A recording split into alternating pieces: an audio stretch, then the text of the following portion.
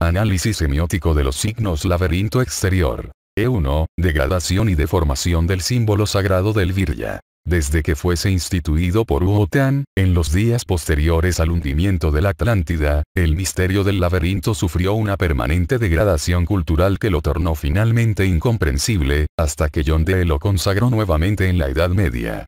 Esta degradación es evidente, particularmente, en el signo iniciático del misterio del laberinto, esto es, en Tirodinkibur, al cual se lo fue deformando y cambiando de significado con el fin de causar su inoperancia. De todos los misterios de la antigüedad, el del laberinto ha sido el más atacado por la estrategia de Chang Shambhala, tarea que aún hoy en día prosiguen con esmero los agentes de la sinarquía universal.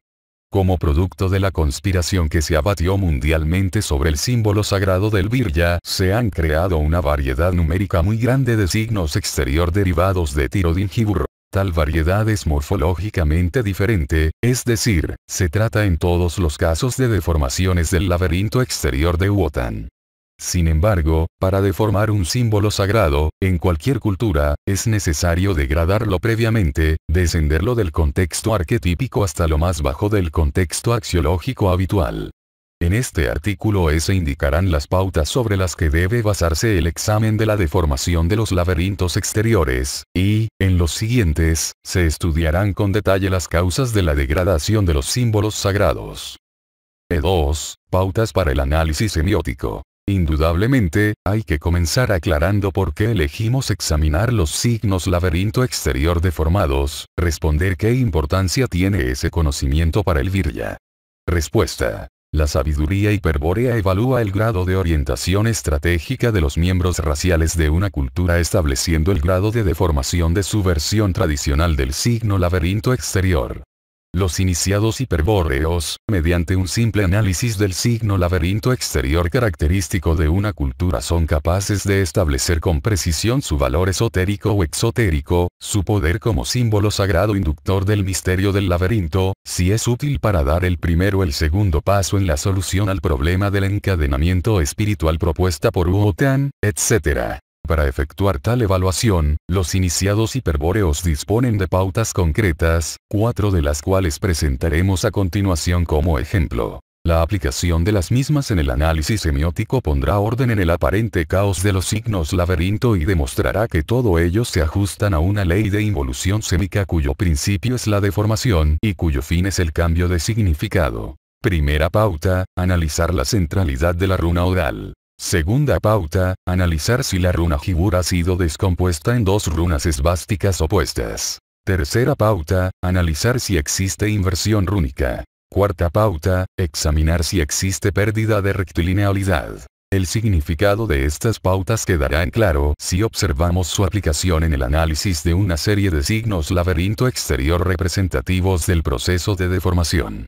Empero, antes de comenzar, conviene reiterar que el análisis semiótico que vamos a encarar no será no pragmático, ni semántico, ni sintáctico. A estas tres disciplinas clásicas de la semiótica, la sabiduría hiperbórea agrega la morfología psicológica, cuyo objeto consiste en estudiar las relaciones entre las formas arquetípicas puras y los signos sagrados que las representan.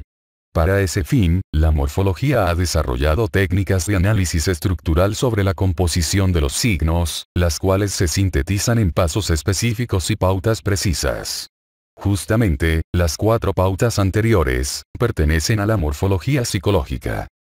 E3, primera pauta. Ante todo, observemos la figura 85 y notemos que la runa limitante odal ocupa una posición central en el signo Tirodinkibur. Esta runa, según se explicó, es un arquémona cuya fenestra infernales se encuentra en el ángulo recto que se enfrenta al corredor cerrado beta. Quien llegue a beta en el kairos de la iniciación hiperbórea, y conozca el secreto del ángulo recto, podrá ingresar a la plaza Tau, y hallar la salida secreta hacia el origen. Tal el significado de Tirodinkibur en el misterio del laberinto. Desgraciadamente, con el avance del Kali Yuga, este significado fue degradado por los Viryas, causando que el símbolo sagrado cayera en el exoterismo y se eclipsara el misterio. El proceso de caída en el exoterismo siguió invariablemente este orden. de los pontífices hiperbóreos, exponentes del tipo gracioso luciférico y únicos capacitados para guardar el misterio, el símbolo sagrado cayó en manos de los sacerdotes, miembros del tipo sacralizante, quienes intentaron preservar la forma del misterio instituyendo un culto. Como, pese a esto, la degradación continuó, el símbolo sagrado acabó por caer en manos de los jugadores sacrílegos, pertenecientes al tipo lúdico, convertido en objeto de juego vulgar. Estos tipos serán claramente definidos más adelante. Lo que hay que comprender ahora es que el tipo lúdico siempre recibe el símbolo sagrado del tipo sacralizante y que éste, a su vez, lo recibe del tipo gracioso luciférico. Ahora bien, los dos últimos estadios de la caída, del tipo sacralizante al tipo lúdico, son análogos en los procesos de todos los símbolos sagrados, no solo el del Virya. Todo símbolo sagrado, que al principio fue objeto de culto, a la larga termina siendo objeto de juego. Debemos recordar esta conclusión porque resultará muy útil en los próximos artículos. Volviendo al símbolo sagrado del Virya de la figura 85, el primer efecto de la caída en el exoterismo fue la pérdida del secreto del ángulo recto. Ello produjo que no se supiera, y hasta se dudara, que hubiese algún modo de ingresar en la Plaza Tau. Sin abrir la fenestra infernales, Tirodin-Jibur aparenta plantear, más que un misterio, un problema absurdo. Para vencer esa imposibilidad, y salvar el lago su función operativa, los Viryas perdidos reemplazaron el ángulo recto de la fenestra infernales por una puerta X normal, tal como se muestra en la figura 87. Es evidente que así, aun cuando la plaza ocupa una posición central, ya no se encuentra totalmente rodeada por el arquemo naudal. En consecuencia, ya no es posible aplicar el principio del cerco porque el valle obeso está interrumpido en la puerta X. Sin principio y, por lo tanto, ni técnica arquemónica ni oposición estratégica. Claro que esto no preocupa a los Viryas perdidos porque ahora pueden ingresar sin dificultad en la plaza, a través de la puerta X. El problema es que una vez allí ya no saben qué hacer para salir del laberinto. Por eso, para forzar un milagro o recibir alguna inspiración salvadora de lo alto, la solución más práctica parece ser transformar a la plaza en templo. En esta fase de la caída, el laberinto exterior resulta dotado de un templo central, en el que se instala el ídolo del dios más confiable y al que se dedica un culto especial. Si advertimos que los pontífices hiperbóreos son constructores de murallas de guerra de acuerdo a la sabiduría hiperbórea de los siddhas leales de Agartha, y que los sacerdotes son constructores de templos para el culto del demiurgo, de acuerdo a la llave Kalachakra de los siddhas traidores de Changshambhala, se comprenderá que en un laberinto exterior como el de la figura 87, la deformación y pérdida de significación es casi irreparable. De valle obeso apto para plantear una Sitzkrieg, una guerra de sitio, contra el demiurgo, la plaza de Tirodin-Jibur acaba convertida en un templo para rendir culto al demiurgo. En la figura 87, el cuadrado central negro señala el templo central en la plaza, o el ídolo correspondiente. Pero esto no será todo, aunque parezca mucho. La degradación continuará y, en una fase cultural posterior, se exigirá que el templo posea 4 puertas laterales, análogamente a como se ha representado en la figura 88.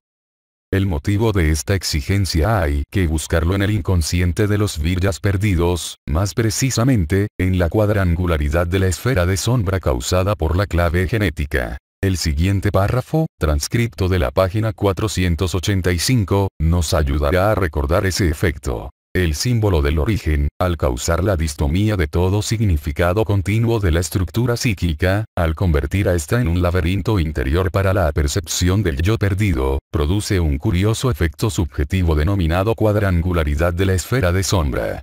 Este efecto, que no es más que la asimilación de toda la esfera de sombra a la forma del tetrarque, produce en el yo la impresión de que inconveniente de la estructura psíquica está regido por el número 4. Inversamente, suele ocurrir que el número 4 rige inconscientemente la percepción del yo y determina la cardinalidad del pensamiento. Las 4 estaciones, los 4 puntos cardinales, los 4 vientos, los 4 elementos, las 4 edades, etc., son divisiones arbitrarias de lo real causada por la forma tetrárquica de la esfera de sombra. Y, podríamos agregar a esos ejemplos, las 4 puertas del templo de la figura 88. Es claro, pues, que los viryas perdidos que proyectaron las 4 puertas del templo central tenían su yo extraviado objetivamente en los puntos tetrarque del camino Lavrelix a causa del encadenamiento espiritual por clave genética. La primera pauta manda analizar la centralidad de la runa odal en el signo laberinto exterior considerado. Siempre con referencia al Tirodingiburrs de la figura 85, los laberintos de las figuras 87 y 88 revelan la deformación el arquemo nodal y su reemplazo por un templo cuadrangular, a causa de la pérdida del ángulo recto. El templo, no obstante, aún conserva la situación central de la runa odal y, al mismo, solo se puede llegar por medio de una red de pasillos. Es decir, que parte del significado original se ha conservado, pues todavía existe una entrada alfa, y una salida tau, hacia el cielo o hacia Dios, etc., representada por el templo central. El que ingresa por alfa se ve igualmente sometido a la secuencia búsqueda, opción, y elección, aunque, luego de hallar el corredor conducente al centro beta, el ingreso al templo no ofrecerá ningún misterio debido a la abertura permanente que presenta la puerta X. Como conclusión de este análisis se puede diagnosticar que los laberintos de las figuras 87 y 88 solo son aptos para el primer paso de la solución de Wotan, despertar y orientar. La comprensión del significado búsqueda, opción y elección, en efecto, despierta y orienta al virya perdido, y aún podría inducir la gnosis del laberinto exterior, vale decir, permite completar el primer paso. Sin embargo, la pérdida del secreto del ángulo recto y la ausencia de la runa odal en el centro del laberinto, impiden el empleo del principio del aislamiento del yo, la revelación de la salida secreta en que consiste el segundo paso. Indudablemente, un proceso de degradación como el que estamos analizando no iba a detenerse en el laberinto de la figura 88. El siguiente paso de la caída consistió en la exaltación del templo central y en la reducción de los pasillos conducentes a las 4 puertas X. Como se ve en la figura 89, allí no existe posibilidad de emplear el laberinto exterior para dar el primer paso de la solución de Wotan. El laberinto, apenas reconocible en este yantra llamado Shri, ya no plantea la secuencia de búsqueda, opción y elección al virya perdido. Ya no hay entrada alfa que conduzca a una disyuntiva, ni corredor beta hacia la plaza tau. Solo se conservan, en cada puerta X, 2 pasillos laterales que permiten el acceso directo al templo central. Una variante, aún más exotérica, del Shri Yantra, ha eliminado finalmente los pasillos laterales gamma y delta, tal como se muestra en la figura 90. Solo queda aquí, del Tirodingiburr original, los 4 ángulos entre las puertas X, que apenas recuerdan la runa odal central. Las consecuencias de estas deformaciones no pueden ser más negativas para el virya. Una vez despierto, es decir, consciente de su extravío, y orientado hacia el origen, en el centro del laberinto no encuentra ya la plaza liberada desde la cual se observa el origen y se construye la escalera caracol hacia el punto tau, sino un templo dedicado al culto del uno, o sea, una posición para dar el gran salto hacia el principio. En los laberintos exteriores del tipo de las figuras 87 y 88, según la primera pauta, el virya corre el riesgo seguro de convertirse en iniciado sin arca y ser incorporado a la jerarquía blanca de Changshambhala. En lugar del regreso al origen del yo, la operación de estos laberintos deformados conducen al sujeto anímico de regreso al principio del arquetipo, causando el definitivo e irreversible escurrimiento del símbolo del origen, ver artículo O, página 537. Los yantras de las figuras 89-90, si bien carecen de utilidad para la solución de Wotan, o tal vez justamente por ello, son empleados activamente en las técnicas de meditación del Kundalini Yoga, es decir, para la iniciación sinárquica. Por eso es que, en la plaza central, se suele representar el símbolo sagrado del Pasu, la espiral o alguna matriz del designio caracol, o un chakra específico, la tapasigno de un órgano, por ejemplo. Se procura con ello que la vox de Logos Kundalini, al circular por el canal Helix, recree tal o cual órgano afirmado con el yantra, o faculte al sujeto anímico a dar el gran salto que lo identifique con el principio del arquetipo, con el uno, y lo transforme en iniciado sin arca. como los mandalas simples, o yantras, que emplea el Kundalini Yoga síntesis derivados del Sri Yantra, aprovecharemos aquí para advertir sobre la nefasta consecuencia que puede ocasionar al Virya perdido su uso operativo como signo iniciático. Comencemos por declarar que, como signo iniciático, el laberinto exterior de Wotan es esencialmente opuesto al mandala simple o al Sri Yantra, figura 89. ¿Por qué?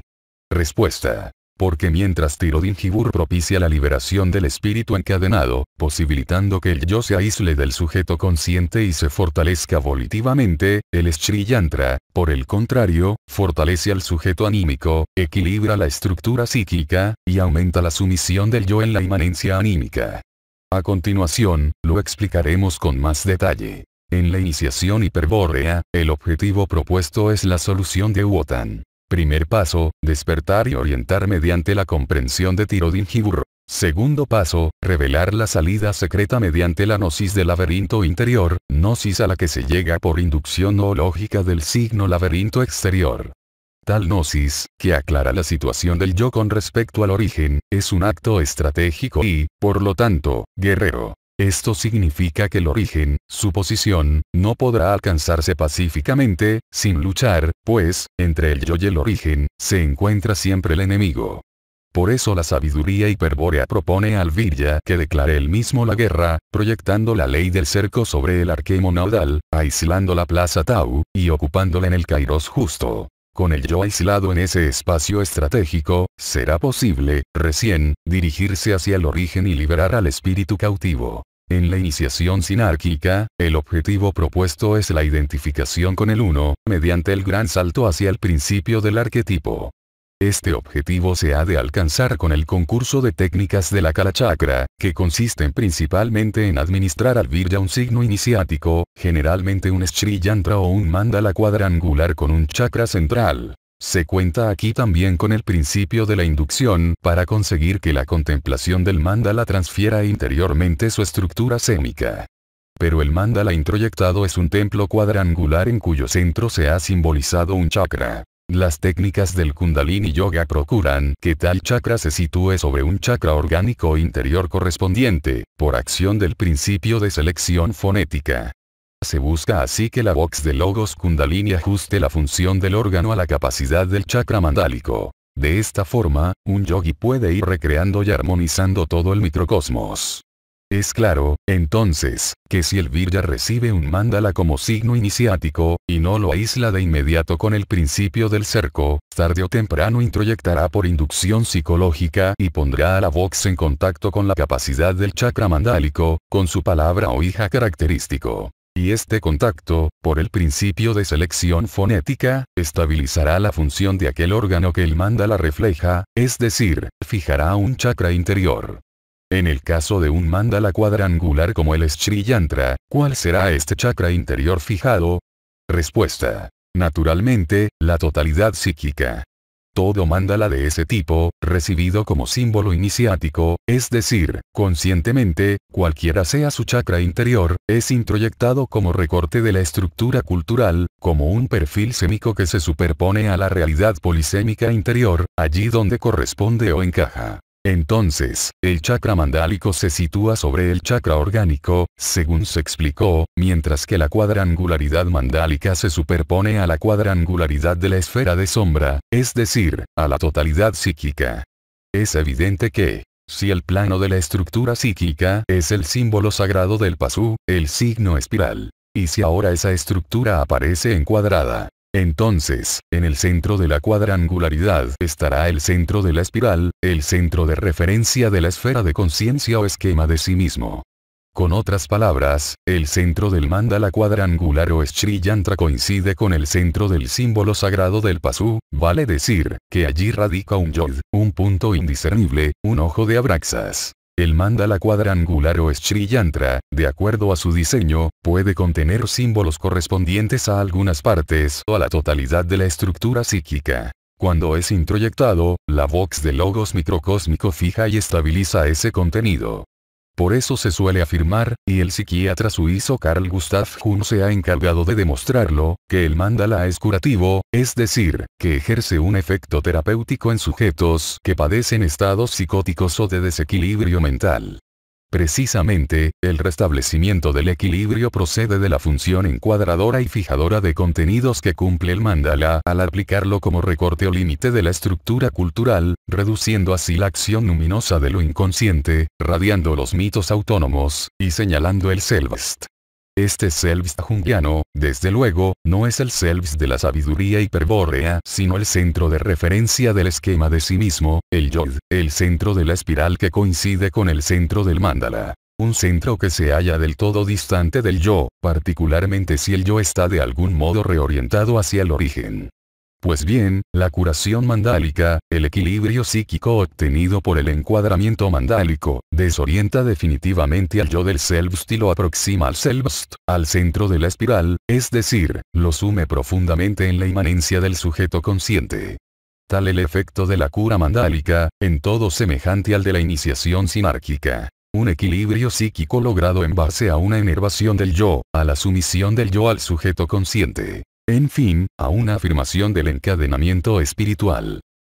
Para la sabiduría hiperbórea, esa cura, ese equilibrio restablecido, no es más que un nuevo y peor encadenamiento al organismo microcósmico por cuanto una distribución mandálica de la estructura psíquica implica equilibrio con desorientación, estabilidad en el extravío, armonía con desconcierto, etc. Por el contrario, la sabiduría hiperbórea requiere del desequilibrio para ser comprendida y aplicada en estrategias individuales de liberación. Pero no se trata aquí de esbozar un elogio de la psicosis, sino de propugnar el desequilibrio de Parsifal, el loco puro de las sagas arturianas. En rigor de la verdad, el hecho de que es necesario comenzar por un desequilibrio psíquico para alcanzar una nueva y superior conciencia, fue advertido por el mismo Carl Gustav Jung, quien escribió en el Yo y el inconsciente. La pérdida del equilibrio la considero como cosa conveniente, ya que sustituye a la conciencia fallida por la actividad automática e instintiva del inconsciente, la cual se dirigen hacia el establecimiento de un equilibrio nuevo, meta que sabrá alcanzar siempre que la conciencia está capacitada para asimilarse los contenidos producidos por el inconsciente, es decir, para entenderlos y elaborarlos. Mas ¿cuál sería esa meta que, según Carl Gustav Jung, debe alcanzar la conciencia? Respuesta. La individuación del sujeto consciente, la identificación del yo con el self o centro del esquema de sí mismo. Por supuesto, aquí se discrepa con el sabio suizo pues, si bien la contemplación e introyección del mandala produce efectivamente un nuevo equilibrio, lejos estará tal fijación de la estructura psíquica de favorecer la liberación espiritual. Contrariamente, tal liberación se hace posible cuando el yo se aleja del centro de sí mismo o self, y se dirige hacia el selbst, allanando esa distancia estratégica que significa el símbolo laberinto interior. En resumen, el virya no debe aceptar el mandala como símbolo iniciático puesto que no conduce a la liberación espiritual y, en cambio, aumenta el encadenamiento al encuadrar el yo en el centro de la estructura psíquica mandálica. El laberinto, por el contrario, desequilibra y revela la situación interior, impulsando al yo a buscar la salida secreta. La aplicación de la primera pauta en el análisis morfológico de los signos laberinto exterior indica que el proceso de degradación culmina con la desaparición de la plaza central Tau y su reemplazo por una encrucijada de caminos. La figura 91 ejemplifica este resultado. Así, el signo rúnico Odal, que estaba situado en un principio en el centro del laberinto exterior, figura 85, y que constituía un arquemo nodal, figura 86, apto para proyectar el principio del cerco y aislar una plaza en el Valplatz, fue deformado, figura 87, y transformando en el plano mandálico del templo, figuras 88, 89 90, tornándolo inútil para el segundo paso de la solución de Wotan. Finalmente, el proceso concluye cuando la runa Odal, en cualquiera de sus variantes deformadas, pierde su posición central y desaparece del signo laberinto exterior, figura 91.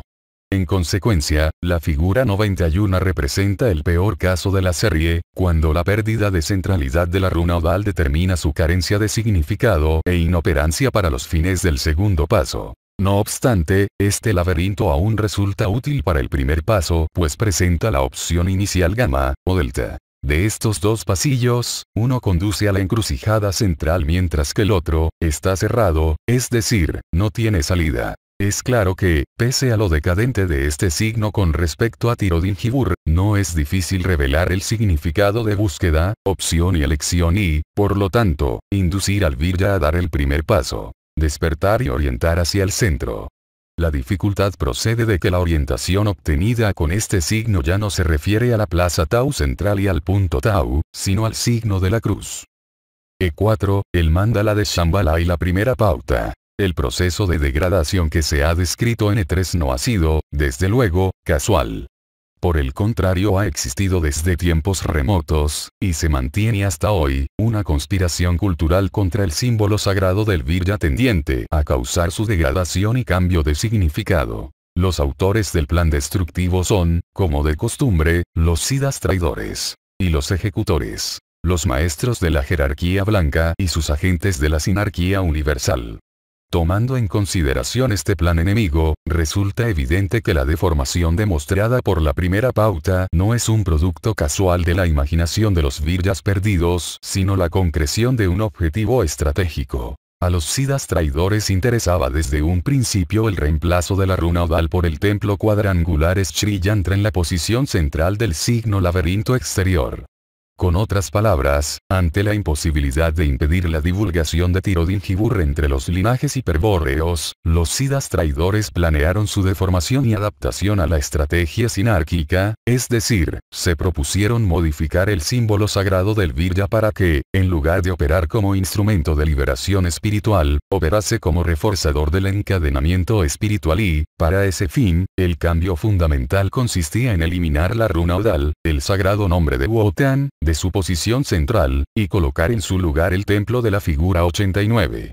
Ya se explicó el efecto fijador que ejerce esta forma mandálica sobre la estructura psíquica y no será difícil comprender que el yo acabará aún más encadenado si el primer paso lo refiere u orienta hacia ella.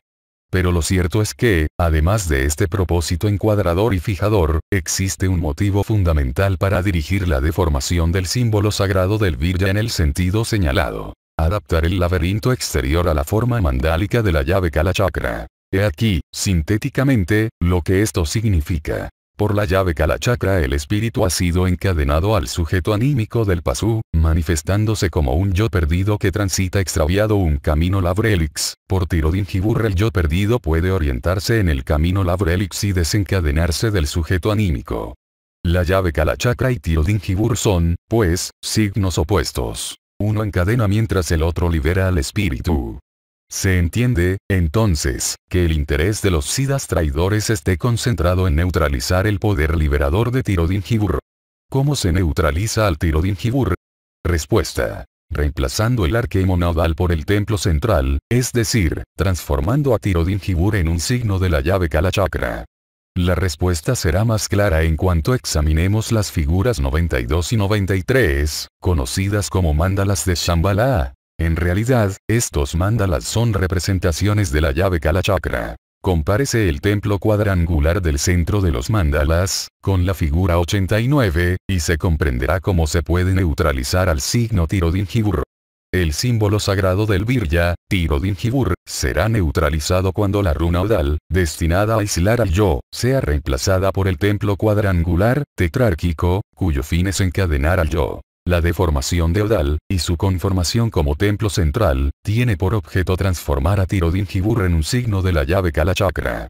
Este es el verdadero motivo de la deformación que demuestra la primera pauta del análisis morfológico. En cuanto a los mandalas de Shambhala, puede agregarse que los mismos representan la visión del sistema real Kalachakra. El círculo mayor, en efecto, no es otra cosa que la tapa signo del objeto cultural emergente vista sobre la cámara de entrada. El círculo es, también, la sección de la conexión de sentido o registro cultural visto desde su dimensión comprensión.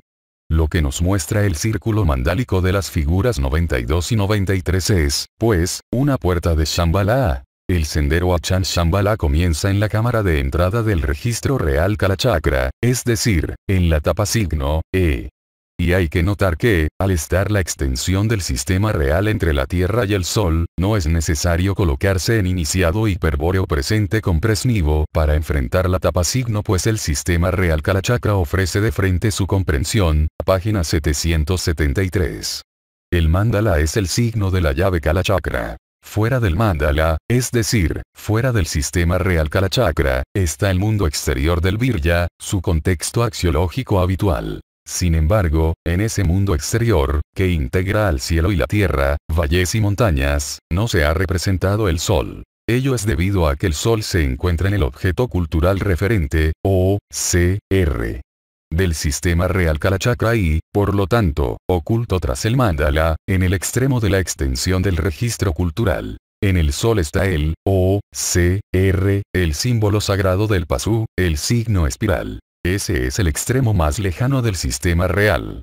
En el extremo más cercano, es decir, en la Tierra, se halla el objeto cultural emergente, o, c.e., es decir, el símbolo del origen, representado en los mandalas por el templo cuadrangular central. Y en el centro del templo central, señalado con un pequeño círculo, se encuentra siempre el Yod, el ojo de Abraxas, el centro de la espiral evolutiva, el Self de Carl Gustav Jung, el punto monarque actual, etc. En ese punto central, en un tetrarque sobre un monarque, figura 93, está situado el Yod prisionero al que el arque monadal de Tirodinjibur pretende aislar. Es evidente ahora que tal pretensión será neutralizada si en lugar de Odal se instala un templo central, puesto que de ese modo, se habrá transformado al símbolo sagrado del Virya en una representación de la llave Kalachakra.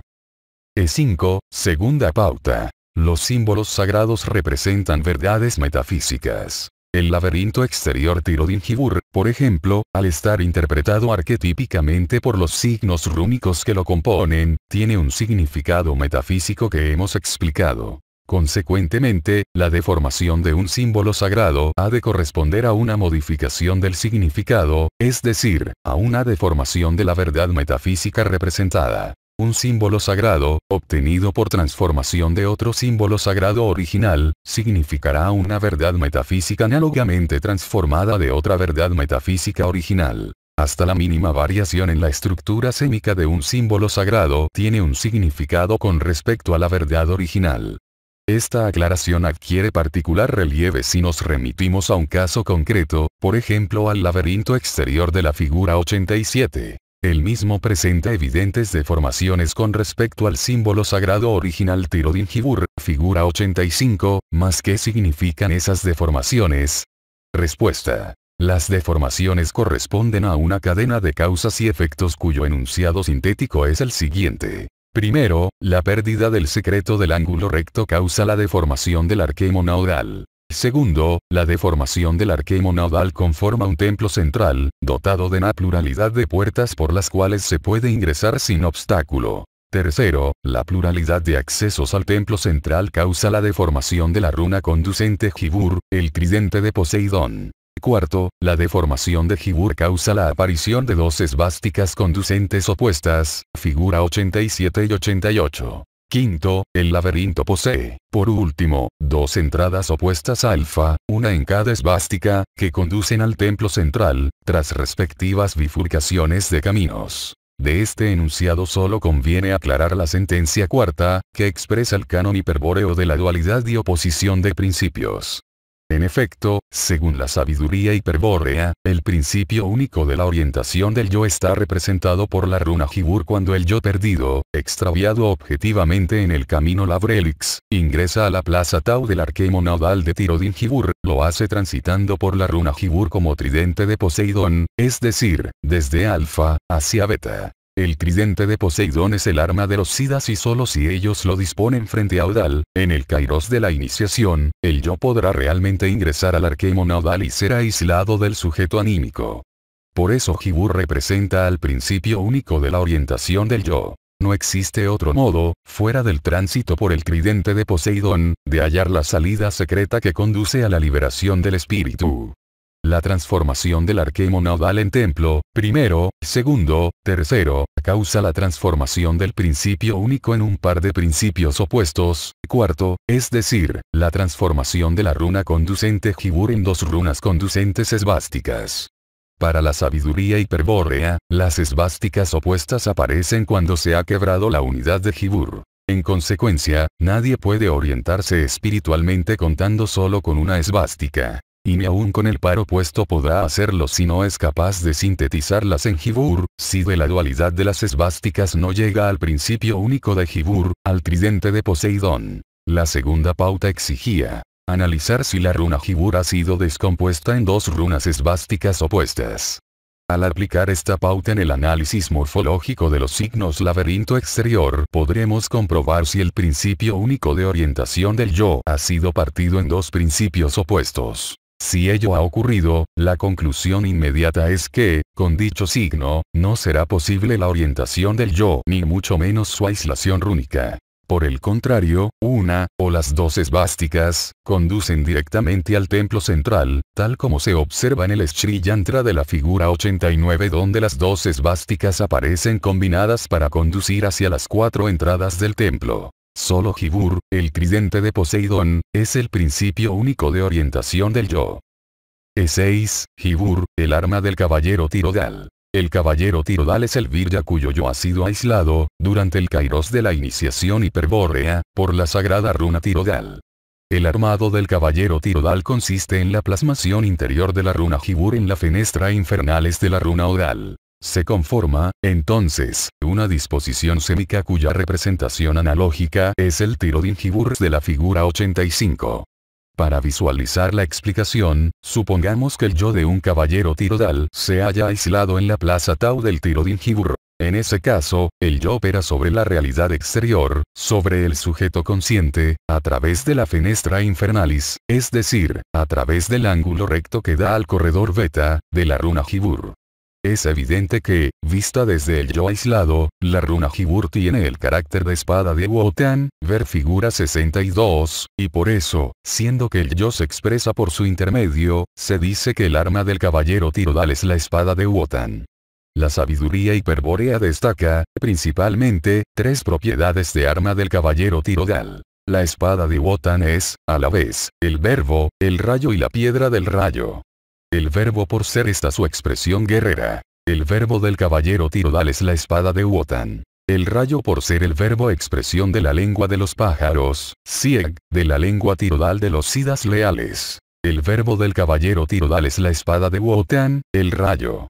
Y la piedra del rayo porque el yo del caballero Tirodal aplica la técnica arquemónica proyectando el polo infinito en la fenestra infernales de la runa Odal, y la oposición estratégica sobre la espada de Wotan, Jibur, que es entonces la piedra del rayo, Vajra. El verbo del caballero Tirodal es la espada de Wotan, el rayo, y la piedra del rayo. En la primera parte, página 240, se afirmó que las armas del virya son las runas. Y en la segunda parte, página 655, se planteó el siguiente interrogante. ¿Cuál era la misión de guerra que Cristo Lucifer encomendó a Wotan y que motivó su decisión de yacer encadenado al árbol Yggdrasil? Respuesta. Que dotase a los viryas de raza blanca, a los arios, de un arsenal de armas simbólicas con las cuales estos pudiesen resignar los designios e independizarse de las determinaciones del demiurgo. Estos signos, más tarde serían conocidos como runas. Las runas son, pues, las armas del virya y acabamos de ver que el arma del caballero Tirodal, la espada de Wotan, es la runa Jibur. Pero, de acuerdo al principio cardinal de la ética noológica, la verdad del virya son las runas. Uniendo ambos conceptos, la runa como verdad y la runa como arma, se entiende fácilmente otro principio de la sabiduría hiperbórea. Para el virya, la verdad de la runa increada es el arma más poderosa que existe. Cuando el caballero Tirodal descarga el rayo de su verbo con la espada de Wotan, la herida que infringe al enemigo es una señal imposible de borrar porque consiste en la verdad absoluta de la runa increada. Ante ella, bajo ella, la falsedad esencial de los designios demiúrgicos queda descubierta y su resignación es inevitable. E7, tercera pauta. Luego de la pérdida de centralidad de la runa Odal, que destaca la primera pauta, y de la partición del principio único de orientación del yo, que describe la segunda pauta, la más importante deformación de los signos laberinto exterior es la denominada inversión rúnica, denunciada por la tercera pauta. Esta deformación consiste en transformar un signo rúnico conducente en limitante o viceversa. Es lo que ocurre en la figura 91, donde la runa conducente Jibur se ha transformado en limitante. Con otras palabras, la runa Jibur, que en la figura 85 consta de 4 pasillos y una encrucijada, en la figura 91 aparece con trazos llenos que señalaban a la pared limitante de los pasillos. De ese modo, por inversión rúnica, en el centro del laberinto se ha situado ahora la cruz de Jibur, un sustituto abstracto del templo shambálico. Es claro entonces que el laberinto de la figura 91, por inversión rúnica, es una representación de la llave Kalachakra y, por lo tanto, un instrumento fijador de la estructura psíquica y encadenador del yo. E8, cuarta pauta. A pesar de sus deformaciones, todos los signos laberinto exterior analizados hasta ahora presentaron una característica común: su rectilinealidad. Tal propiedad permite agruparlos a todos bajo la denominación de laberintos rúnicos. Contrariamente, la pérdida de rectilinealidad determina que los signos laberintos sean calificados de espiriformes. En la figura 94 podemos observar un signo laberinto exterior de trama análoga al de la figura 91, pero carente de la rectilinealidad de este. Así, el de la figura 91 es un laberinto rúnico, mientras que el de la figura 94 su versión espiriforme. ¿A qué se debe esta particular deformación? Respuesta: a la influencia del sujeto anímico. En términos generales, puede aceptarse la siguiente ley. En la producción de un símbolo sagrado por parte de un virya, la influencia del yo se traduce en rectilinealidad rúnica, es decir, en una tendencia al símbolo sagrado del virya. Mientras que la influencia del sujeto anímico se manifiesta como curvatura espiriforme, es decir, como tendencia al símbolo sagrado del pasú. De aquí que un signo rúnico como el de la figura 91 pueda perder su rectilinealidad y resultar asemejado al signo espiral por influencia de un sujeto anímico dominante, produciendo los signos laberinto exterior que muestran las figuras 94 y 95. El caso extremo de deformación por cuarta pauta es el de los laberintos druídicos medievales, que solían construirse en el piso de las catedrales góticas, uno de los cuales puede verse en la figura 96. El por qué se debe considerar a este laberinto como el caso más bajo de la degradación y el más extremo de la deformación no es difícil de explicar. Aparte de no existir casi rectilinealidad, es decir, de ser casi completamente espiciforme, en este laberinto no existe el extravío objetivo. Quien ingresa por la única entrada alfa, A, puede llegar sin obstáculos hasta el centro tau con solo recorrer el camino, que va y viene pero que no se corta nunca. En este laberinto, no es posible extraviarse, ni hay búsqueda, opción y elección porque no hay ninguna disyunción. Se trata, pues, de un camino adistómico, un camino que representa a Helix, la función continua del progreso evolutivo del sujeto anímico, y no un camino que representa a la Grelix, la función distómica seguida por el yo, tal como lo es todo signo laberinto exterior.